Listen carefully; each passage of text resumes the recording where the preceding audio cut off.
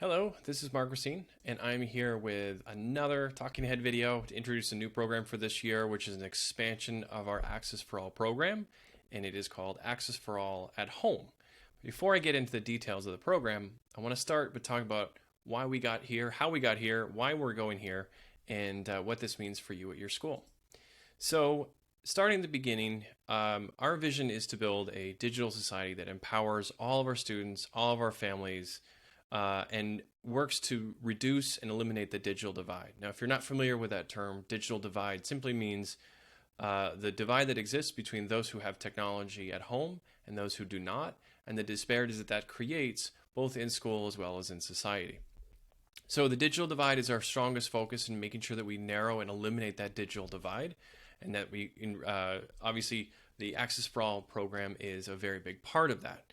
So the Access for All program started in 2020 when the pandemic hit, and we had to provide students with technology at home so they can continue learning. As our classrooms kept going and while the world closed around us, Access for All really was the important program that kept our students engaged. That program then landed in our schools, and what we did is we wrapped this all up into a program that provides our schools with one-to-one Chromebooks, a learning environment for a technology coordinator in each school, an implementation guide for how to do one-to-one, a support model where you can interact with our staff as well as other schools, an inventory management system, and funding. This has been a very, very large initiative which has had some ups and downs. We've had some lessons learned and some challenges. As you know, the volume of Chromebook repairs was not something that any of us were prepared for. Our Chromebook repair vendor went through just over 10,000 devices since returning from COVID. And so that was an enormous challenge for both you at the school level as well as all of us. Moving myself here. Recording and keeping track of inventory is also challenging. Devices are coming and going. Sometimes a device is handed to a student and never tracked as to where that went, and you're wondering exactly where that device is now. And then the inevitable challenge of students moving between schools and students changing their location after COVID. That also led to a new challenge, which was also, for some schools, continued the device going home, back and forth between home and school, which was, how do I keep track of all these devices? And what happens when a student forgets to charge it the night before, or forgets their charger, or it breaks on the bus? We did see a lot of schools challenged with that particular model because it impacted the classroom environment.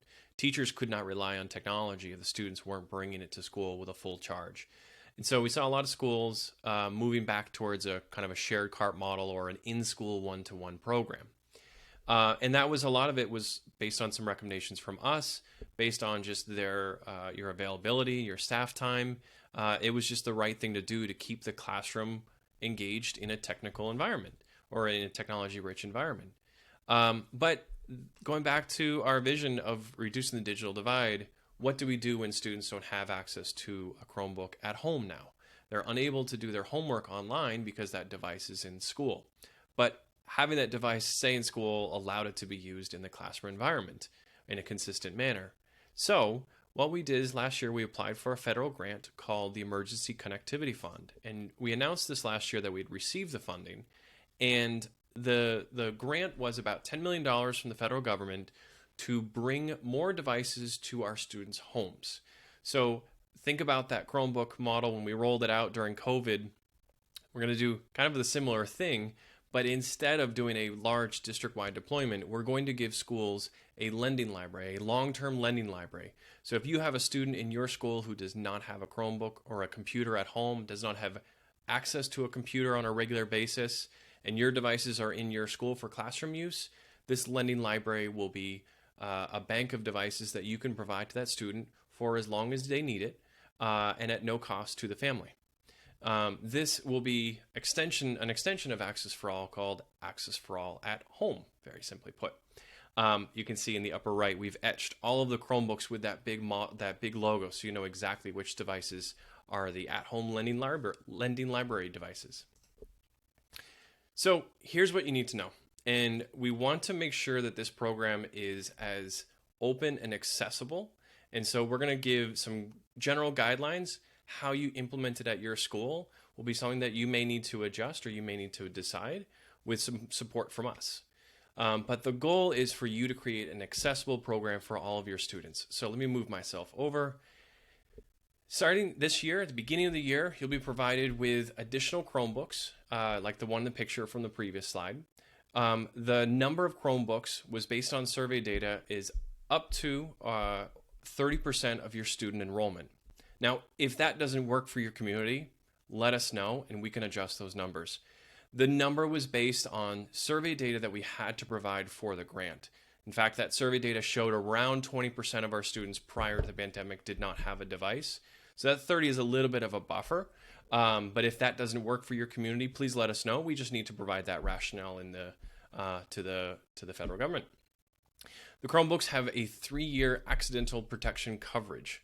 Parents, instead of having to bring the devices back to school, and we know that that's a challenge for everybody involved, parents can initiate a repair directly through the manufacturer, through Acer, and Acer will actually send them a box to mail the device back and forth. So when the device breaks at home, you don't have to handle it. In fact, it's easier if the parent goes directly to Acer because then they can either have the issue fixed over the phone or have the device mailed back and forth to their house. All of that is part of the program, all of that is covered. How you distribute the Chromebooks is up to the school's discretion as long as the devices are provided to a student in need of a computer. It could be you determine that a student has one computer that's shared amongst multiple siblings and they, in that case, they're in need of a device. Or they just don't have a computer at home. Or maybe the student reported to their teacher that my computer broke at home. Now you have a lending library to work with. Some schools may decide to use their existing library for this purpose, and the librarian might serve as that kind of gatekeeper for the lending library. Other schools may distribute this to each classroom teacher so that the classroom teachers have a device that can be loaned. There are some, let me go back here. There's also some federal requirements that we have. Now, this is a program through the FCC, so I just want you to be aware of some of the restrictions that we have on us. The first is that this grant was for at-home technology. So the computers have to go home. It doesn't say that the computers have to come back and forth to school, but they need to be home. That needs to be their primary purpose, their primary usage. So they can't stay in school. If a student decides to bring the Chromebook back and forth, that's up to them or that's up to you. If they decide to keep it at home and then you guys have your school devices, that's totally fine as well. The devices are for students only. Adults in need of a Chromebook can actually go to the Boston Public Library. They have the exact same program, the long-term lending program, through the BPL.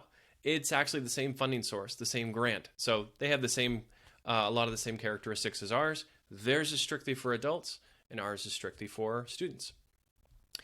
The number of devices, as I mentioned, was based on the level of need. If you know that that number, that 30% is too small for your population, we can adjust that number up. We just need to provide some sort of evidence that shows why. So it could be a survey or it could be anything else that basically demonstrates that the need for your school community is greater than 30%. And we are required by the FCC to keep an accurate record of who has each device. So as you loan a Chromebook to a student, they just need to be tracked in the inventory system in One-to-One Manager. Now, you're probably asking, how long is this loan going to last? It can be as short as a week or a month, or it can be years. It's whatever you determine the need is for your school. We're not going to put restrictions on this program. We want you to feel open and free to adjust the program to your school's needs and your students' needs, most importantly. So that's quite a lot of information. The question you're asking for is, how do I get started? So up here on the screen, as well as in the email that you're receiving this video with, you have a link where you can submit your interest in the program. A simple yes or no, and then we've got a couple more questions to determine, is this number of devices correct? If not, how are we going to determine that we need additional devices or less? If you determine that you don't need that many Chromebooks, you just need a small number, that's totally fine as well. And then the other question is, when can we start delivering? And the Chromebooks are ready to go. We may not be able to deliver to 130 schools all on the very first day, but by this fall, towards September and October, every school, if they're interested in this program, will have the Chromebooks delivered to you. That's it. The only thing left I have to say is thank you. Thank you for everything you're doing on your day-to-day job. Thank you for everything you're doing on the one-to-one program. And thank you very much for taking this time to listen. Have a great school year, and we'll talk soon.